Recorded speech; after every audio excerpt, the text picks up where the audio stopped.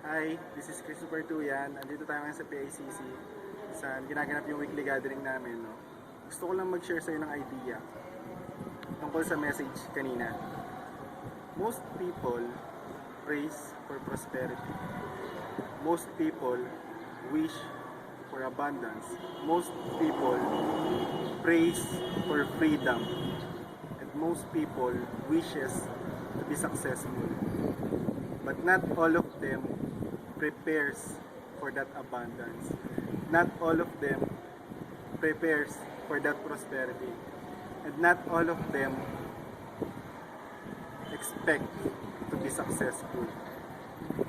So, kung magre-reflect tayo ngayon, siguro pwede natin itanong lagi sa sarili natin, handa ka ba makuha yung palagi mong pinagdadasal?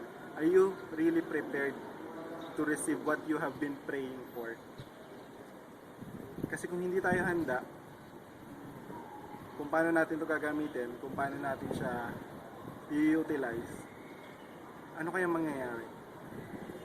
Lahat tayo nagpe-pray for a prosperity in life, but not all of us are spiritually prepared. Isang pinakamahalagang bagay na paghahanda ng sarili natin sa lahat ng pinagdadasal nating prosperity, abundance, is to prepare ourselves spiritually. Because if you are not spiritually prepared for the prosperity, it's dangerous. It's very dangerous. Ang dami na nating kakilala, mga successful na tao, sobrang yaman na, sobrang wealthy, pero may kulang. All of a sudden, hindi mapunan ng wealth nila yung something na kulang dito sa buhay. So,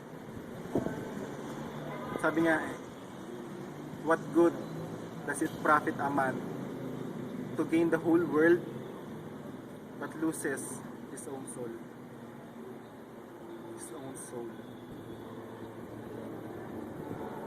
Reflect. So yun lang, no? Sana nakuha ka. God bless you. May your dreams come true. And this is Christopher Tuyan, going in the same direction as you are.